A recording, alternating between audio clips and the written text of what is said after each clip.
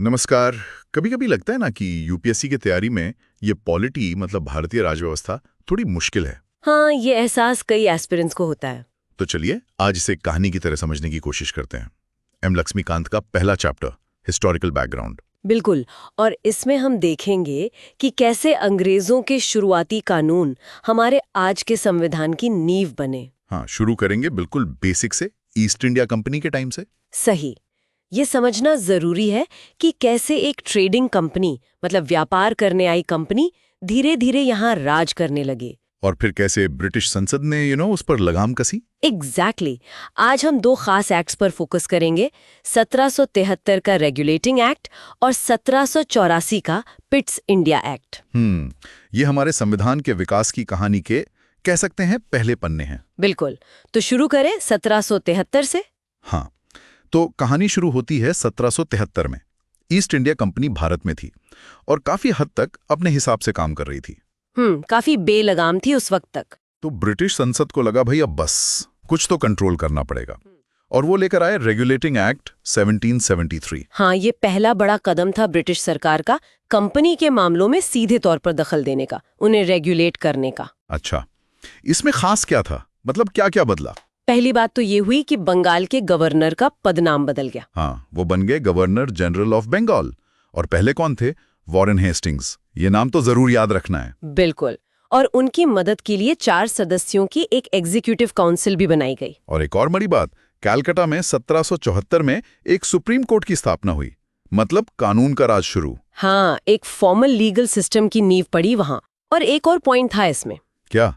जो बॉम्बे और मद्रास प्रेसिडेंसी के गवर्नर थे, अच्छा, हाँ, उन्हें बंगाल के गवर्नर जनरल के अधीन कर दिया गया। सबऑर्डिनेट बना दिया। सही। जैसे स्कूल का प्रिंसिपल बाकी क्लास मॉनिटर्स को कंट्रोल करता है। यहीं से भारत में सेंट्रल एडमिनिस्ट्रेशन की नींव पड़ी। मतलब एक सेंट्रलाइज सिस्टम बनाने की कोशिश। हाँ, ये महत्वपूर्ण इसलिए था क्योंकि पहली बार ब्रिटिश संसद ने सीधे तौर पर भारत में कंपनी के शासन को मतलब उसके एडमिनिस्ट्रेशन को नियमित करने की कोशिश की। ये सिर्फ ट्रेड की बात नहीं थी, ये पॉलिटिकल कंट्रोल की शुरुआत थी। बिल्कुल। ये भारत में केंद्रीकृत व्यवस्था का पहला ढांचा था। हालांकि इसमें अपनी दिक्कतें थीं, जैसे गवर्नर जनरल और काउंसिल के बीच झगड़े या सुप्रीम कोर्ट के साथ पावर को लेके कंफ्यूजन।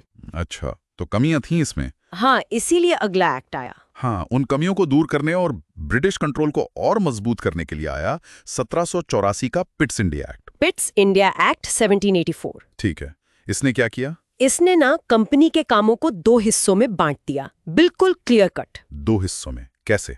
कमर्शियल मामले मतलब व्यापार वाले काम वो देखेगा कोर्ट ऑफ डायरेक्टर्स, जो पहले से था। ओके। और दूसरे, इसी को डबल गवर्नमेंट या दोहरी सरकार व्यवस्था की शुरुआत कहते हैं। और सबसे बड़ी बात, मैंने पढ़ा था कि इसी एक्ट में पहली बार कंपनी के कब्जे वाले इलाकों को क्या कहा गया था?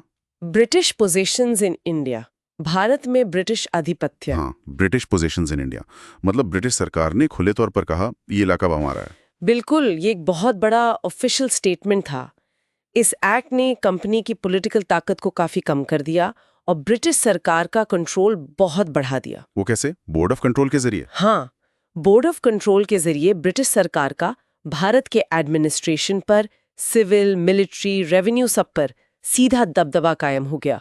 वो कोर्ट ऑफ डायरेक्टर्स के ऊपर था। तो मतलब पावर शिफ्ट हो रही थी कंपनी से ब्रिटिश गवर्नमेंट की तरफ। सही पकड़ा। ये साफ दिखाता है कि कैसे धीरे धीरे सत्ता कंपनी के हाथों से निकलकर ब्रिटिश क्राउन यानी ब्रिटिश सरकार के पास जा रही थी।